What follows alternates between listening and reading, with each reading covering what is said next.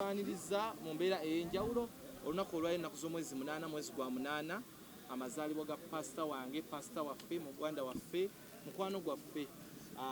aweza emyaka jajja baatubuulira naye nga Mukama Katonda asobodde okuba nti namusobozesa okubaawo. Bangi nnyo tebasobola kubanga balaba ku lunaku bwe ruti, bangi babaawo naye ate oluusi embeera tebeera nnungi. Ensonga lwaki olaba bwe tuba tujjaguza amazaalibwa ga pasita waffe tubaako mu mbeera ya kuddiza era ng'eddiini yaffe bwekola ki bwegamba sinsuubira teriyo nzikiriza etakkiriza kuyamba n'abasamize beeyamba buli omu abantu ab'enjawulo beeyamba naye olunaku olwaleero pasita Bugembe agenda kwogerako eri ab'amawulire nga bwe mulabye abantu eno ekkanisa yaffe ate teyatandikira awo ate tukyazimba tetukoma kusaba ku lwa Sande lwokka. Tulina saavisi ez'enjawulo, tulina ey'ebusaabala, tulina eya Kyambogo Kiwatule Kyambogo, tulina n'eyawa neebeerawo. So ekkanisa tekoma ku lwa Sande lwokka wabula ejja ne mu nnaku endala ez'enjawulo. So kitegeeza buli lw'oba ng'oli awo ng'oyagala kusabako worship house awokkawo osobola okuba nti nno ojja. Tubaaniriza mu mbeera ey'enjawulo ab'amawulire mu bitongole eby'enjawulo, YouTube ez'enjawulo n'abantu bonna abazze olunaku olwaleero okujagulizaako omusumba waffe pasita Bugembe. Tukwaniriza ku Uncut Kalakata ensibuko y'amazima n'obwenkanya n'Abannayuganda bonna abali ku mikutu egy'enjawulo. Obulamu bugamba butiira happy birthday. Happy birthday to me. Happy birthday to you. Yeah. Happy birthday dear pastor. Happy birthday to you. Bannange bannamawulire bannayuganda mbeebaza nnyo ekisookera ddala leero nzijudde kwebaza. Neebaza Mukama Katonda ankumye okutuusa leero ddala covid nga tumuvaamu mwe twafiirwa abantu abalungi baganda baffe ffenna abaawona covid abayita mu sizoni eyo nga tuli balamu si maanyi gaffe si magezi gaffe. Kale nno nafuna ekirowoozo nti buli birthday nja giselebratinganga n'ababona ne baganda bange aba nga talina nga mulekwa nga namwandu nga mwana wa ku street kubanga ffe emyaka gyayita mingi nga tucelebratinga na birthday nga tuyungawo obuyunzi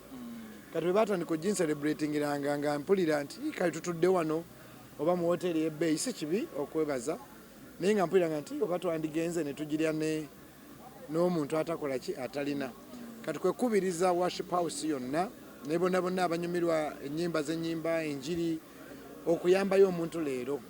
era bamemba ba church bonna n'abali ku online ku Facebook YouTube bonna bali mu kuyamba abantu eyo gye bali. That's the way we are celebrating birthday. Era neebaza Katonda olw'ebitongole eby'enjawulo ebiyimiridde nange. Ensonga lwaki mbasabe babeewo omukulu ono yaava mu Rotary mulikolera ki abantu leero? Olwaleero tugenda kugaba omusaayi bye tuli mukola gaba musaayi ne programu ez'okuscreeninga abantu kale bye tuliko kubanga nakyo okugaba omusaayi ekintu kikulu abantu bagwetaaga. Abantu basiba bafuna omubenje ku luguudo luno omusaayi guba mulamu tugutwala mu blood bank ne bagukebera bulungi then ne tuguwa abantu abafunye obubenje neera yali call ya pastor kulaba nti tuddiza community in that way. Amina. Tulina Nsamba Henry Rotary Club anayogerera Red Cross Yennyini yajogerera. Okay. Amanya Nsamba Henry nga ndi branch manager wa Red Cross etabiri e Wakiso ngera pastor Bugembe ono ye omu ku ba goodwill ambassadors ab'ekitongole kya Red Cross ekye Wakiso era twamusembeza olw'ettutumu ly'alina mu community atuyambeko okulaba ng'ayamba Red Cross etaasa obulamu bw'abantu. Seera we yatuyise nga ambassador waffe twadde tulina okugirawo mu bwangu ddala. Tweyanziza nnyo tulina aba redeemed baliwa bannange redeemed babajje kubanga bawaddeyo waliwo wa redeemed yenna wano aliwa redeemed leero challenge twewanneneko twagamba nti nagamba aba protocol department ey'omu church nti leero nasulanga bubi nnyo kakati neŋŋamba tufuneyo omuntu omu ne babeera 10 okusaka tageti yange yali bantu nga 3 tubaweeyo omuki omufaliso kakati nga ndowooza kufuna omufaliso kyangu bannange emifaliso si kyangu kyakufuna kati abantu nga bankubira ne bangamba tulina ngatto era nebaza waliwo abatuwadde engatto waliwo abatuwadde emmotoka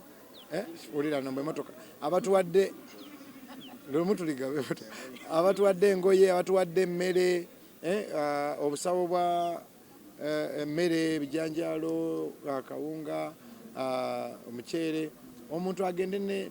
n'akantu naye okusinga ennyo basabira omukisa kubanga emmere eggwawo n'omufaliso gukaddiwa naye neebaza abantu mwenna abaguze emifaliso abantu batuyambye bamemba ba church abantu ab'enjawulo abasaba naffe ku online kakati nayagala kuba nasulanga bubi kati kwe kugamba ndoza kangwetike musobole okusanga sireerabira olunaku aba trumpet center ewa Apostle Mulinde bangulira omufaliso nasanyuka nnyo nenga guno omufaliso gwange kakati kwe kugamba abatunda emifaliso n'abatunda emifaliso abamu batusaliddeko nnyo okulaba nti we can afford naye emifaliso gibadde too expensive naye neebaza Katonda nti tusobodde okuweza abantu bangi ddala abagenda ofuna emifaliso abalala engoye abalala emmere kusumbagano mazaalibwa ga 38 beddu walayi ya Mungu kuli embizi muzikiti biki byewebaliza Mukama okuba nti nno at least kwa 3 ngojeeko oli gwe Bugembe sikwemanyi abannange I'm grateful kubanga siri mu ntaana Katonda mpadde emikwano gyonna nyina abakwano bange abasiraamu abakatoliki abaprotestante abangilikani amadiini gonna n'abasamize nga naye takuyinaako tabbu nga mama Fiina nina bakwano bange okuganja ndowooza favor okuva ku waboda paka okuva mu kkomera paka mu lubiri okuganja okwo ndowooza leero kyensinza okwebaliza okuganja mu bantu bonna tugambe nti no Mukama yakulaba already ngofeva wayina omusajja wa Katonda kubanga oyogera ngo bakadde bo bombi abagendezera ku mwalo lwakalwadde ka mukenenya ate nga gwoli musajja namunamu ekyo tekyebaliza Mukama era kikyoyinza okugamba abali abagwamu amaanyi oba si ekyo mwale family because tumanyi wano family mu Uganda buli family yali efunyeko ekizibu ng'ekyo nze ndowooza Bayibuli egamba mu Bakolinso 13:13 ebintu bisatu tebikuggwangamu okwagala okukkiriza n'essuubi these 3 things should remain Corinthians says hope faith and love toggwangamu eki essuubi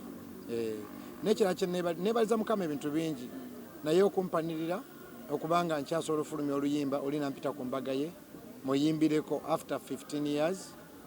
kubanga ndabye abayimbi olumu oyimba olimba lumu olula ne lugaana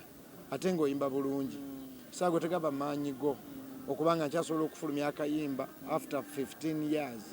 ng'oli akyagamba jangu nnyimbireko ku concert yange wa ku mukolo gwange ekyo nkyebaliza Katonda ekirala ye kanisa eno yatandika n'abaana 789 mu Munyambe naye mpola mpola organically tetudduse speed nnyo naye tetusoobye nnyo ekanisa eno katwabeerawo services 4 ku Sunday naye zonna zibeeramu abantu ekyo nkyebaliza Katonda ate watali bubadi waliwo kyaki ezikula naye nga obubadi bungi Bayibuli yokka ne Yesu ku muti kwegamba ekyo nkyebaliza Katonda the church to grow on the Bible nga temuliimu buyaaye wadde obufere wadde okubuzaabuza oba okubulankanya kyo nakyo nkimwebaliza to grow on the truth ayinza okufuna emifaliso abagenda okufuna bangi I think there's about 500 people abantu nga bitano kati neeraliikirira oli okugenda nga tafunye mufaliso naye Katonda banzikakanyize kasita bagenda ba ne bano mbeebaza nti bazze babalwanireko be babbako ettaka tutandise n'okufuna emisango desk yaffe eri wali we have taken 3 intakes so far this morning. Wow. Yes. Olabye Katonda mulungi kale byebyo bannange mbeebaza nebaza abantu mwenna nebaza naddala nebaza Worship House Church kubanga bajja ne balowooza nti pastor bannange alina omutima naye nga abantu be bawaddeyo neki n'ebintu nga sinze nga mpaddeyo baana katono nnyo so mbeebaza nnyo nnyini ddala kati kyensaba munsabire omwaka ogujja birthday mbe nga nsobola okubalaga omukyala wakisusse kubanga kibazeemu nga kati ngenda mbambuzaayo ebiri si kwe kuzaala omwana n'ogenda omukyalire ku ssomero baga jajja wazze naga ntoye taata musumba waliwo kagolabawo we bali atongo kitadde pululu musumba liwede musumba wewe waddeyo basi wallahi sija kuweza miaka nanga ndisinga mulinnya Yesu Kristo ekyo kipali kya kikazi bado wagamba ndi embagejja yali ejja yagamba mbaga yambata azisa 28 ono tulabira atasoma 26 24 22 20 18 16 14 12 12 10 8 6 4 2 1 0 waka akantu kamulemye